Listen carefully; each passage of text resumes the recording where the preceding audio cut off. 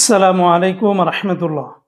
কুয়েতের 4টি বিমানবন্দর থেকে আমাদের বাংলাদেশি প্রবাসী ভাইরা যারা অতিমাত্রায় নিজেদেরকে অনেক চালাক ভাবেন বা অনেক বুদ্ধিমান ভাবেন, তারা বাংলাদেশ থেকে কার্টুনে ভরে ভরে আপনারা মাদকদ্রব্য, জর্দা, তামাক, পান, সুপারি নিয়ে আসবেন, আর সেটা কুয়েতের এয়ারপোর্টে আপনাকে ধরবে না। এরকমটা যদি আপনি ভেবে থাকেন তাহলে আপনি বোকার স্বর্গে বসবাস করেন। জি হ্যাঁ বন্ধুরা, রিসেন্টলি কুয়েতের একাধিক গণমাধ্যমে এই নিউজটি প্রকাশিত করা হয়েছে এবং তারা ভিডিও আকারে তাদের সোশ্যাল মিডিয়াগুলোতে শেয়ার করেছে, যেখানে দেখানো হয়েছে যে বাংলাদেশি প্রবাসীরা কিভাবে ব্যাগ ভর্তি করে কুয়েতে মাদকদ্রব্য নিয়ে আসতেছে।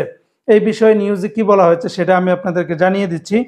কুয়েত আন্তর্জাতিক বিমানবন্দরের টার্মিনাল 4টি থেকে তামাকজাত পণ্য বহনের অভিযোগে 4জন বাংলাদেশিকে আটক করেছে দেশটির কাস্টম কর্তৃপক্ষ।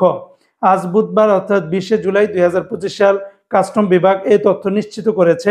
2 দিনব্যাপী চালানো অভিযানে তাদের আটক করা হয়। প্রথম দিনের অভিযানে এক যাত্রীর কাছ থেকে প্রায় 40 কেজি জর্দা জব্দ করা হয়। পরদিন বাংলাদেশ থেকে আগত আরও 3জন যাত্রীর লাগেজ তল্লাশি করে 159 কেজি তামাকজাত দ্রব্য উদ্ধার করা হয়।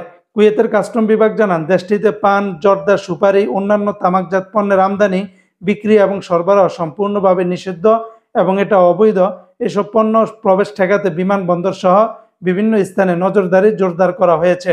কাস্টম কর্তৃপক্ষ আরও জানায়, এ ধরনের অভিযান নিয়মিত চলবে এবং আইন ভঙ্গকারীদের বিরুদ্ধে কঠোর ব্যবস্থা নেওয়া হবে। একই সঙ্গে ভ্রমণকারীদের কুয়েতের বিধিনিষেধ সম্পর্কে সচেতন থাকার এবং কঠোরভাবে মেনে চলার আহ্বান জানানো হয়েছে।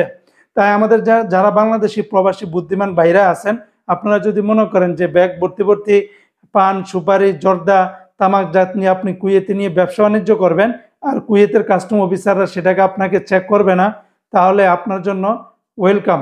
কুয়েতে আসার জন্য আপনাকে ওয়েলকাম, স্বাগতম। এবং আপনি তাদের কাছে ধরা খেয়ে তারপরে জেল হাজত খেটে আমাদের বাংলাদেশের নাম বদনাম করে তারপরে দেশে আজীবনের জন্য চলে আসতে হবে। ভিডিওটি সবাই শেয়ার করে দিবেন যাতে করে অন্য প্রবাসী ভাইরা জেনে সতর্ক হয়ে যেতে পারে।